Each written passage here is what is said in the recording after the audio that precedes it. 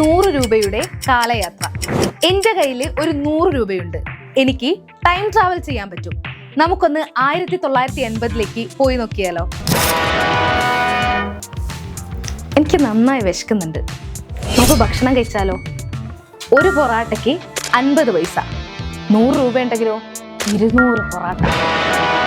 പൊറാട്ടയുടെ കൂടെ കോമ്പിനേഷൻ എന്താ? ബീഫ്. அதனால உங்க ஊர்க்காரங்க புரோட்டா பீஃப் கறினா அவ்வளோ அலையறீங்க. ബീഫിന് വെറും 2 മുതൽ 3 രൂപ വരെ. അതിൻ്റെ കൂടെ ഒരു ചായ ഉടയാലോ? ചായക്ക് വെറും 25 പൈസ. പൈസ ഇനിയും ബാക്കിയാണ്. നമുക്കൊരു സിനിമയ്ക്ക് പോയാലോ? ഒരു ടിക്കറ്റിനാണെങ്കിൽ 1.5 മുതൽ 2 രൂപ വരെ. 100 രൂപയ്ക്ക് എത്ര സിനിമ കാണാം? 5 രൂപ ഉണ്ടെങ്കിൽ ലാവിഷ. ഇനിയാണ് നമ്മളുടെ മെയിൻ ആള്. സ്വർണത്തിനാണെങ്കിലോ 900, 1000, 1200 ആ ഒരു റേഞ്ച്. അതിങ്ങനെ മാറിക്കൊണ്ടിരിക്കുകയല്ലോ.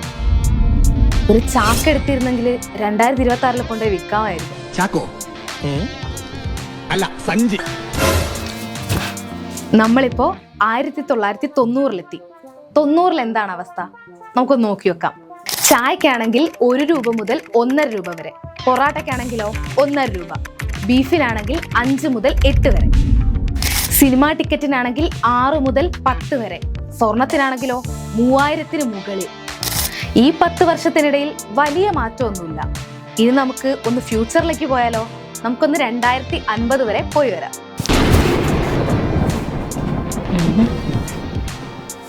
നിങ്ങളത് നോക്കുന്നേ ഗോൾഡിന്റെ റേറ്റ് അല്ലേ? ഏകദേശം ഒരു 3 ലക്ഷം രൂപ മുതൽ 5 ലക്ഷം വരെ ഉണ്ടാവുന്നതാണ് എൻ്റെ ഒരു അഭിപ്രായം. ചായക്കാണെങ്കിൽ ഏകദേശം ഒരു 50 to 70-ൻ്റെ ഉള്ളിൽ. ഇനി പൊറാട്ട ആയിക്കോട്ടെ 80 to 120-ൻ്റെ ഉള്ളിൽ. ഇനി ബീഫിന്റെ കേസ് ആണെങ്കിൽ ഒരു 500 മുതൽ 1000 വരെ.